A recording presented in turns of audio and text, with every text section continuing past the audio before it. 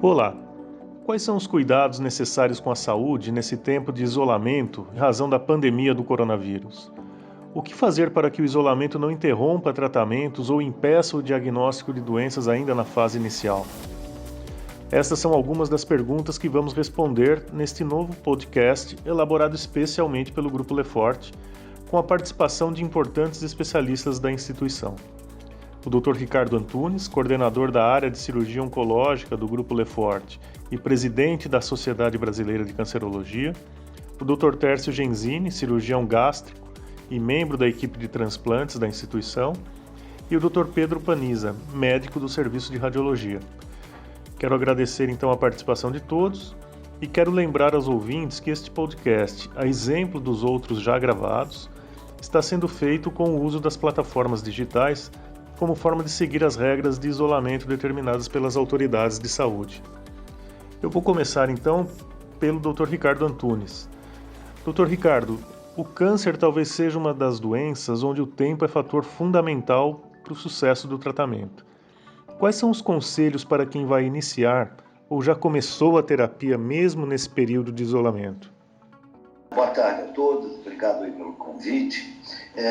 Eu gostaria de dar uma breve introdução em relação ao câncer, para que os ouvintes, os pacientes possam ter aí uma ideia mais consolidada da importância do câncer frente a essa maior epidemia da era moderna de saúde que nós estamos vivenciando. O câncer, ele há décadas, ele já é considerado um enorme problema e um grande desafio de saúde em todo o mundo, atingindo sem distinção pessoas de todas as nacionalidades, idades, raças e classes sociais.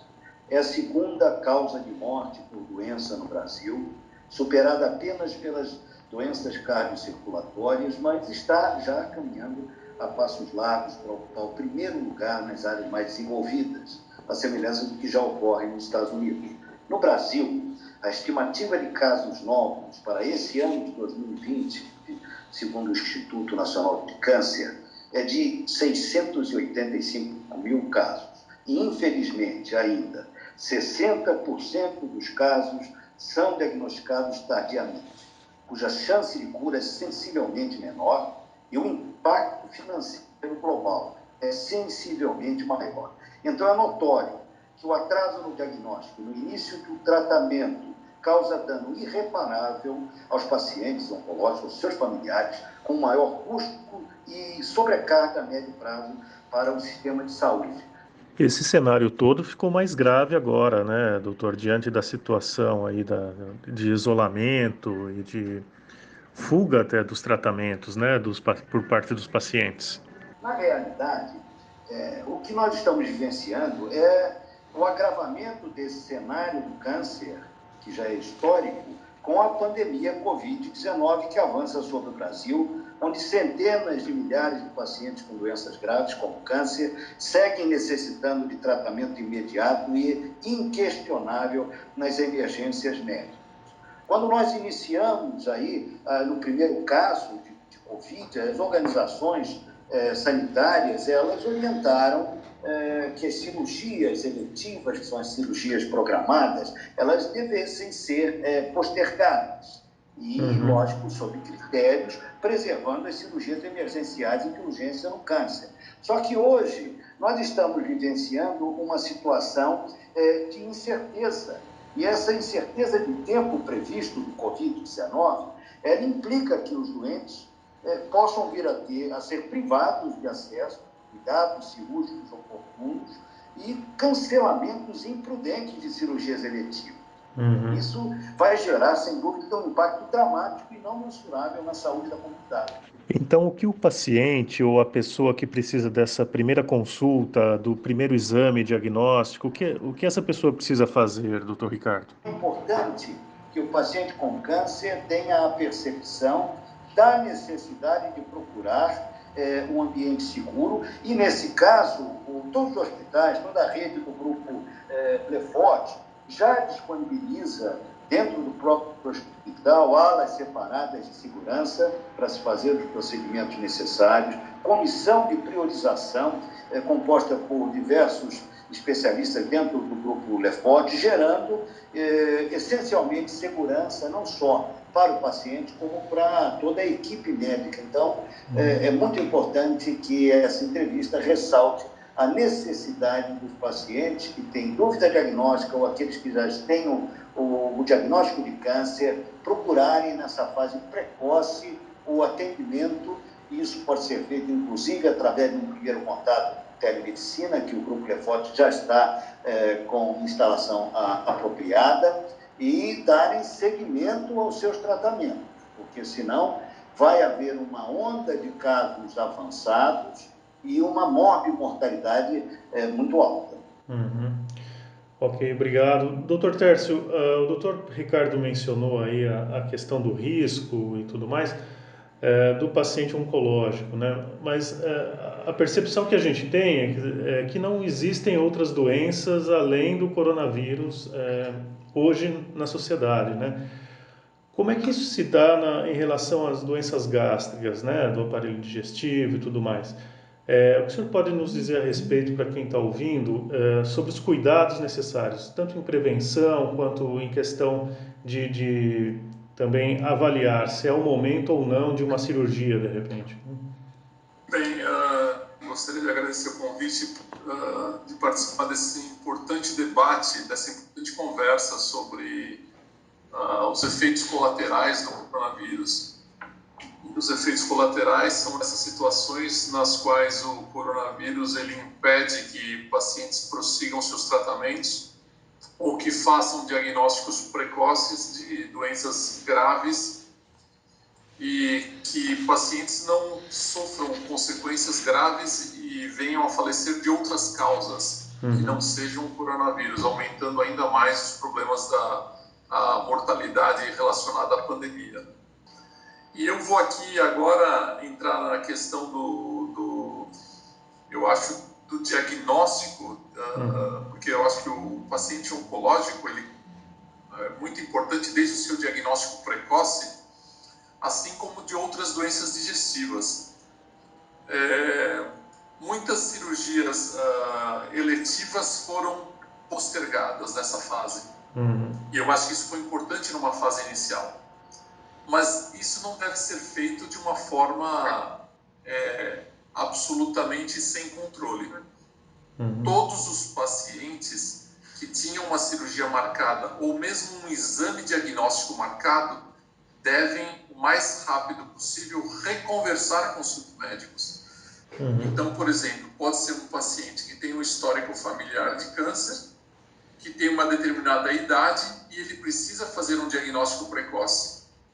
Sim. Então, esse exame é um exame muito mais importante do que um exame, por exemplo, de um check-up, onde não existe qualquer fator de risco e é apenas um exame periódico de um paciente que não tem nenhuma doença, nenhuma comorbidade, que ele simplesmente faz os exames para atestar que a sua saúde está boa.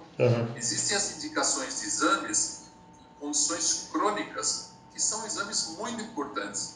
Eu vou falar, por exemplo, do hepatopata crônico, daquele paciente que tem esteatose hepática, que tem esteatohepatite, que tem cirrose. Esses pacientes devem fazer controles de imagem a cada 6 meses. Eu acho que depois o Pedro pode completar essas observações, porque nesses exames nós detectamos pequenas lesões que podem ser tratadas e curadas numa fase precoce. E se essas lesões se desenvolvem, o paciente pode perder a oportunidade de cura. Então a parte do diagnóstico é muito importante e não deve ser simplesmente abandonada.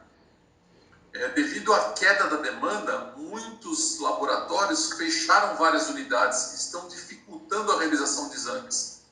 Sim. Lá no hospital, o setor diagnóstico está aberto e os exames devem ser feitos. Então, os pacientes com exames marcados devem entrar em contato com seus médicos e remarcar os seus exames, porque esses diagnósticos feitos serão doenças importantes que serão evitadas. E as cirurgias, doutor? E indo um pouco para as cirurgias, praticamente mais de 90% das cirurgias eletivas foram suspensas. Isso foi importante numa fase inicial, porque os hospitais achavam que talvez os seus centros cirúrgicos fossem transformados em terapias intensivas para tratar dos pacientes com coronavírus. Mas isso não aconteceu. Isso não aconteceu na rede privada.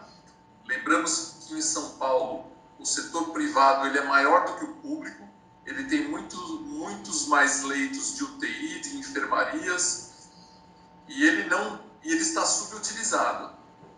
Sim. Então, existe logística para operar os pacientes eletivos numa fase que eles não compliquem. Vamos dar aqui o exemplo da cirurgia mais realizada no país, que é a cirurgia da vesícula, a retirada da vesícula, a colestectomia. Todos os pacientes postergaram essa cirurgia, ou a grande maioria deles, mas pacientes com pequenos cálculos, com cálculos pequeninos, menores que 3 milímetros, podem ter migração desses cálculos. Isso acontece em 15% dos casos. E esses pacientes que fariam uma cirurgia de 40 minutos, 1 hora, poderiam ir embora para casa no mesmo dia ou no dia seguinte. Eles podem ter uma crise de pancreatite e ocupar um leito de terapia intensiva. E aí sim aumentar o risco da sua saúde e aumentar a sua própria exposição ao coronavírus. Então, são situações que devem ser repensadas. Uma simples hernia inguinal que pode ser operada em 30 minutos a 1 hora e o paciente operar no mesmo dia. Acontece em 10% da população, as hernias inguinais foram a grande maioria suspensas. E o paciente pode ter encarceramento ou sofrimento dessa hérnia e ser operado numa condição de urgência. Então, todas as condições que foram suspensas no início dessa crise do sistema de saúde, no início dessa pandemia, devem ser repensadas. Os pacientes devem entrar em contato com os seus médicos e reprogramar o seu tratamento, o seu tratamento eletivo, os seus exames diagnósticos e, sem dúvida nenhuma, na área oncológica, voltar ao seu segmento normal com a sua equipe. Tá ótimo. Lembrando que hoje esse contato do paciente com o médico ele pode ser feito de diferentes formas, né? Não precisa ser necessariamente presencialmente, mas um primeiro contato para uma primeira avaliação ser feito também remotamente para tomar a melhor decisão aí junto com um especialista, né?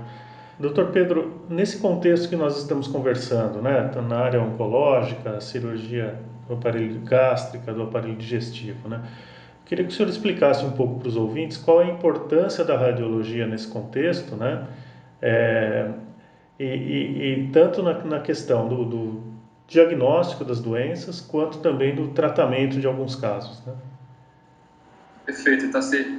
Primeiramente, também gostaria de agradecer o convite. Eu acho que uma discussão, uma reunião como essa, fomenta muito conhecimento de qualidade e aprendizado para nós médicos, mas também para os demais funcionários do hospital, para os nossos pacientes, enfim.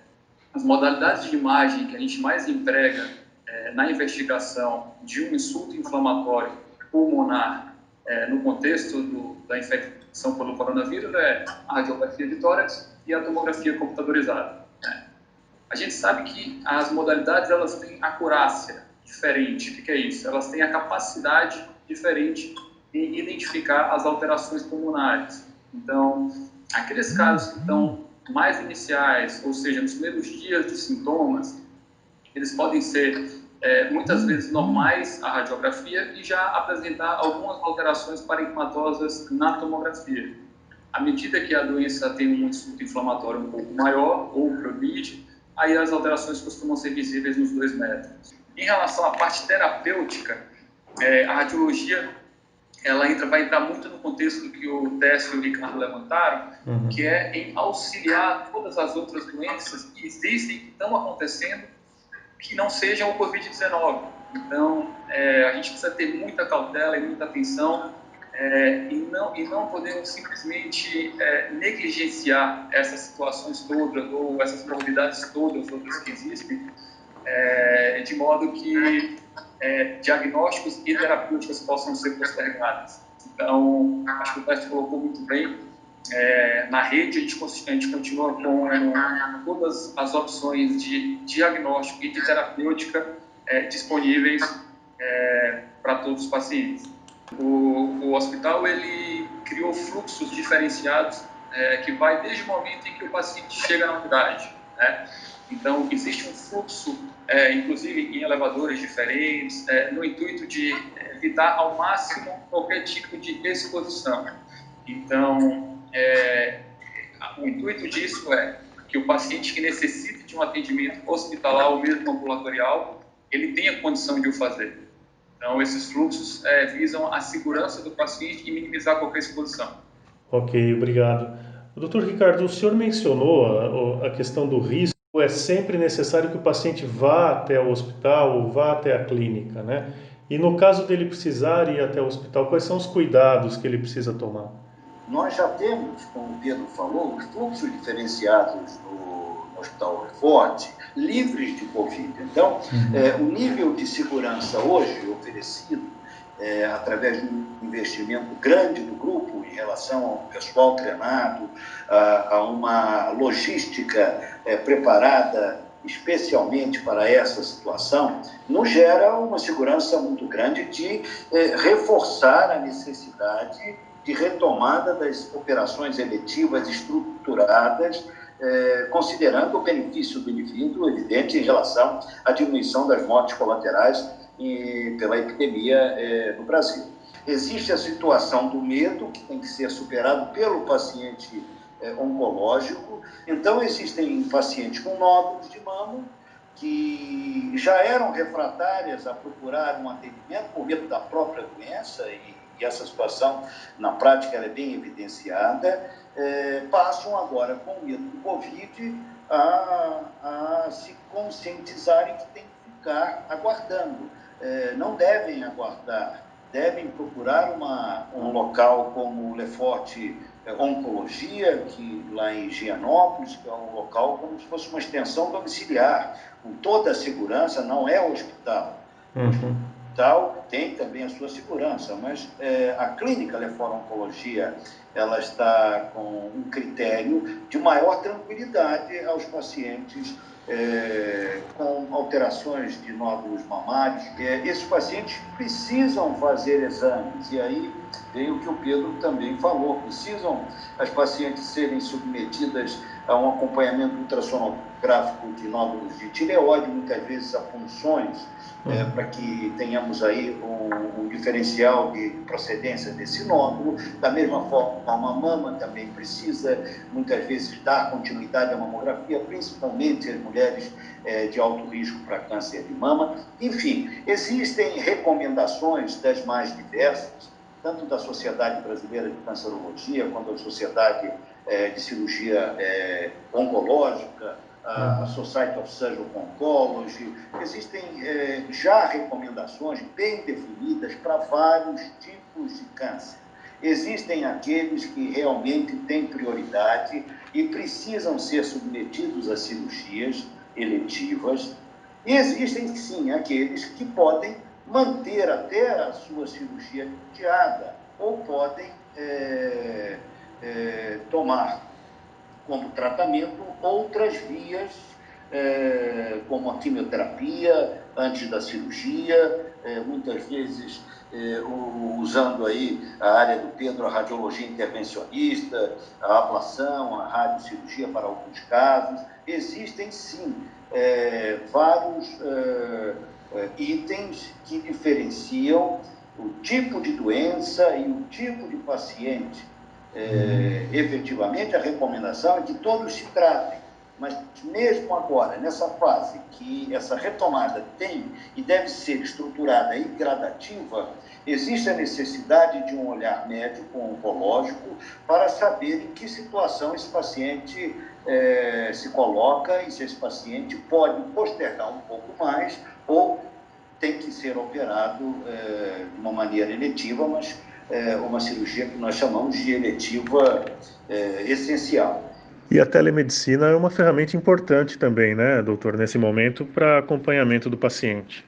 E esse segmento, sim, pode ser feito através da telemedicina, que é uma estratégia que orienta o paciente à distância, que dá diagnóstico, que orienta tratamento, permite visitas virtuais no pós-operatório, permite o acompanhamento dos pacientes oncológicos, inclusive com a presença que já existe já há algum tempo do prontuário eletrônico no Grupo Lefont. Ok. Uma coisa que eu queria destacar é que, mesmo nos casos onde a cirurgia ela pode ser adiada, né, ou postergada, é importante esse acompanhamento médico, né? E um outro ponto que eu queria conversar com os senhores um procedimento adiado, como o Dr. Tércio já pontuou, às vezes ele pode gerar um procedimento mais complexo no futuro, a necessidade desse procedimento mais complexo. Nós temos também a radiologia intervencionista, que pode ser aplicada em determinados casos mais iniciais, e isso também, esses procedimentos menos complexos, eles acabam gerando menos tempo de hospitalização, menos tempo de recuperação, o que não deixa de ser um fator de segurança também. Quando uma doença é considerada cirúrgica, é porque já foi avaliado o potencial que essa doença tem de levar a uma complicação. Não existe uma doença que seja indicada a cirurgia que não exista um risco para o paciente. Se não houvesse risco nenhum, não seria indicada a cirurgia. Então, se o paciente tem um problema de saúde e ele tem e o tratamento é considerado cirúrgico, significa que esse problema de saúde pode levar a um risco de complicar a qualidade de vida ou a própria vida dessa pessoa. Isso acontece com todos os problemas de saúde, cujo tratamento é cirúrgico. Então, quando os pacientes devem sempre estar em contato com a equipe que indicou a cirurgia para avaliar os riscos que lhe correm em cada situação. E muitas vezes doenças que são facilmente tratáveis com procedimentos de pequeno e médio porte podem, quando complicadas, podem se tornar grandes problemas e necessitar de grandes procedimentos. Isso é uma coisa que deve ser levada em consideração. Uma outra coisa que eu acho que também deve ser pensada, é a demanda reprimida. Milhares de exames diagnósticos, milhares de cirurgias, milhares de tratamentos estão deixando de ser realizados. Quando terminar a pandemia, muita gente vai querer realizar ao mesmo tempo. Então, isso vai causar um problema na marcação e na retomada desses tratamentos. Então, um exame que hoje é marcado com tranquilidade no setor de diagnóstico, talvez daqui a uns meses tenha uma espera para se marcar esse exame, devido à demanda reprimida. E uma terceira situação que eu acho também importante é a situação da economia do nosso país. Muitas pessoas que hoje têm um plano de saúde, que a sua empresa está mantendo esse plano de saúde, ou que estão em condições de arcar com os custos de um plano de saúde ou de um tratamento, daqui a uns meses nós não saberemos como estará a situação econômica do nosso país e como estará a sustentação desses planos de saúde. Doutor Pedro, alguma complementação nesse sentido? Isso que você falou, sem dúvida, é uma verdade e uma coisa que a gente tem visto cada vez mais na nossa prática. Os procedimentos intervencionistas que são ditos minimamente invasivos, eles diminuem bastante, quando bem aplicados, obviamente, nas situações em que eles são bem indicados, o tempo de permanência hospitalar desses pacientes. Então, a gente sabe que existem hoje alguns pequenos tumores, por exemplo, onde é possível tratá-los através da inserção de apenas uma agulha, seja por modalidade de radiofrequência, eventualmente por modalidade crioablação, micro-ondas, eletroporação. Então, existem diferentes modalidades terapêuticas, mas muitas vezes o grau de agressividade que a gente causa ao corpo, e aí cada procedimento que a gente faz sempre tem algum grau de agressividade, é menor que nesses procedimentos. E é por isso que o paciente muitas vezes consegue se restabelecer mais rápido e também ter alta hospitalar mais rápido. Mas isso não quer dizer que o único tratamento que deve ser escolhido é o tratamento minimamente invasivo. Mas ele tem que ser bem indicado. A gente não pode tentar por exemplo, tratar um tumor hepático de 6 centímetros, achando que a radiofrequência vai ter um tratamento satisfatório. Obviamente, esse paciente vai ter uma carga tumoral ainda que vai ficar deixada para trás e o tratamento não vai ser eficiente. No caso como esse, por exemplo, a terapêutica vai ser cirúrgica. Então, o procedimento intervencionista, quando bem indicado, sem dúvida, ele traz benefícios para o paciente, mas essa indicação tem que ser precisa.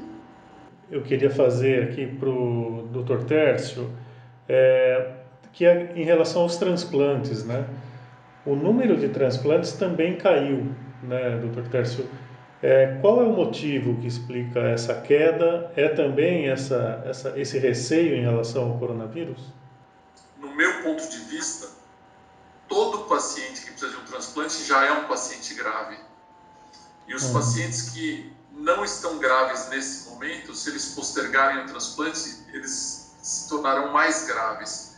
E o paciente mais grave, ele tem uma recuperação pior no pós-operatório e um risco maior de ser submetido à cirurgia. Então, nós nunca interrompemos o nosso programa de transplantes.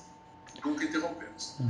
O que eventualmente pode acontecer é que realmente a UTI esteja cheia. Isso já passamos por essa situação, de termos oferta de órgão e a UTI estar cheia e não tínhamos leito para fazer, porque tinham leitos ocupados por coronavírus, outras doenças, tinham cirurgias já marcadas com reservas de UTI, cirurgias de grande porte que não podiam ser suspensas.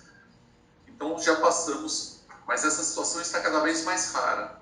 As equipes de saúde que faziam a captação de órgãos tiveram problemas também de pessoas que se afastaram por risco de contaminação, e esse problema também não existe mais. E tivemos também um terceiro problema, que os pacientes ficaram com medo. Muitos pacientes convocados para transplantes tiveram medo de fazer a sua cirurgia, pelo risco de se contrair o coronavírus no ambiente hospitalar.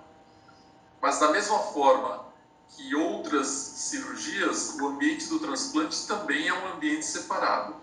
É possível dizer, então, que esse risco é menor do que era no início da pandemia?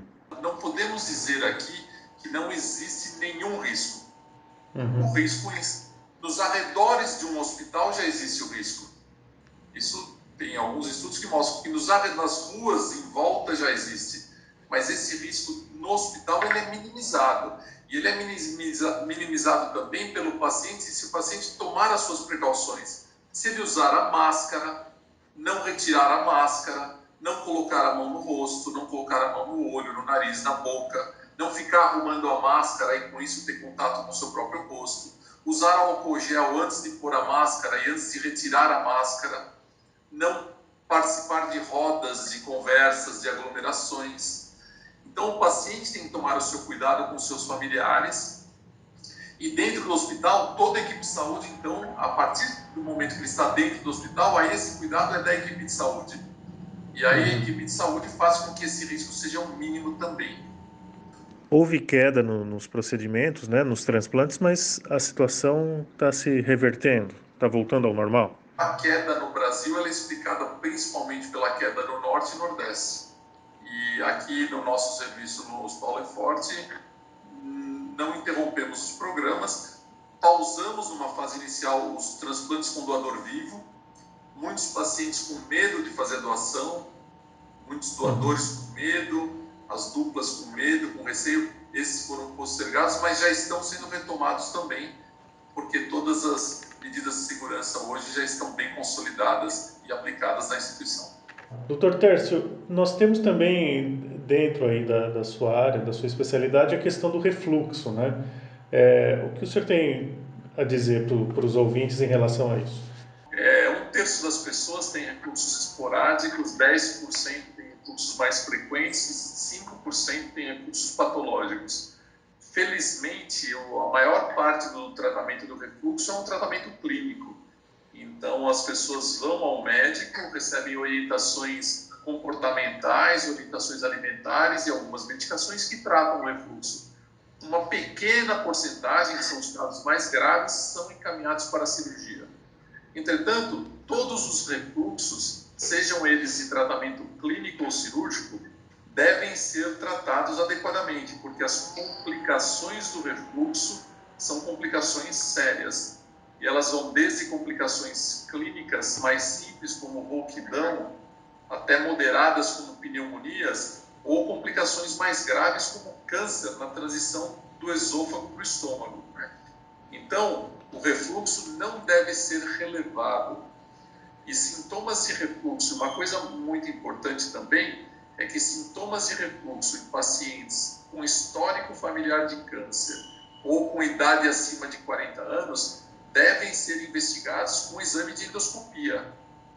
A endoscopia ela é importante para diagnóstico precoce e para orientação dos tratamentos de doenças também. E são necessárias para que se trate adequadamente uma doença que pode ser simples, como refluxo, ou que pode ser mais grave e mais tratada e curada, como o câncer precoce da transição esôfago-gástrica ou do estômago. Então, um alerta a tantas pessoas que aí tem aquela azia, aquela queimação, tem um histórico familiar ou tem mais de 40 anos e que tinham seu exame endoscópico marcado, para que revejam essa postura de postergar o seu exame e liguem para o seu médico e marquem o seu exame o mais breve possível. Bom, estamos chegando ao final do nosso podcast e eu queria abrir então para as considerações finais aqui do Dr. Ricardo, do Dr. Tércio e do Dr. Pedro. Por favor, Dr. Ricardo. Hoje vivemos uma situação incerta em saber qual será o padrão futuro da atividade do Covid-19. Inclusive, alguns países a pandemia tem até demonstrado picos intermitentes. Então, o retardo no início ou na continuidade de tratamento daqueles pacientes com doenças não emergenciais, mas doenças oncológicas, pode resultar num aumento de complicações e de morte, diminuindo suas chances de sucesso no tratamento pelo adiamento do seu tratamento, especificamente de suas cirurgias. Obrigado. Dr. Tércio, alguma consideração? A pandemia está aí, ninguém gostaria de ter passado por tudo isso que estamos passando, mas ela está aí, isso é irreversível, mas não podemos abandonar as nossas próprias vidas devido à pandemia. E não abandonar as vidas aqui, para mim, o significado que eu quero deixar claro é não abandonar outros tratamentos de saúde.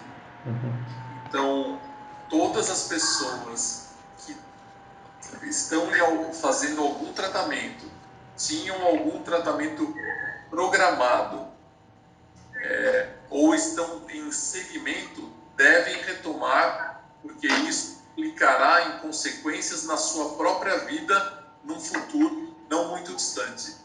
Então, não abandonem os seus tratamentos, não abandonem as suas vidas. Tomem todas as precauções e cuidem da sua saúde. Obrigado. Dr. Pedro, por favor. Só complementando, acho que o tópico que a gente faltou falar nesse finalzinho é a respeito de screening, né? Que é esse exame anual ou periódico que o paciente tem que fazer para rastrear alguma doença específica. Essas atividades têm que ser retomadas também. Então, se o paciente faz, a partir dos 40 anos de idade, uma mamografia anualmente para rastreio do câncer de mama, se o período que ela teria que fazer esse exame era março e ela adiou, nós já estamos em maio. Então, a gente precisa retomar, fazer esse exame, porque ele já está com, teoricamente, 2 meses de atraso.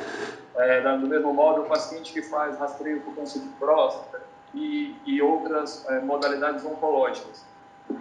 De forma similar, isso se aplica às condições cirúrgicas todas. Então, a gente não sabe quanto tempo vai durar a pandemia, a gente, infelizmente, não consegue hoje ter uma definição disso, e a gente não pode negligenciar algumas situações onde a adiação terapêutica pode trazer uma repercussão pior do que o possível efeito deletério da Covid-19.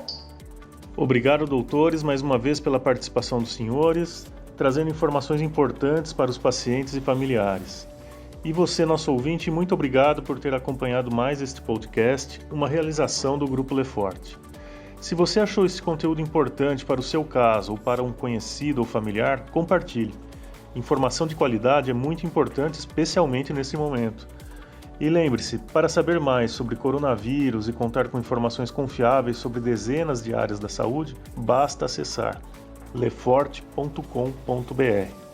Também é possível seguir o Grupo Leforte nas redes sociais e acompanhar todas as novidades. O Grupo Leforte está no YouTube, Facebook, LinkedIn, Instagram e Spotify. Até a próxima!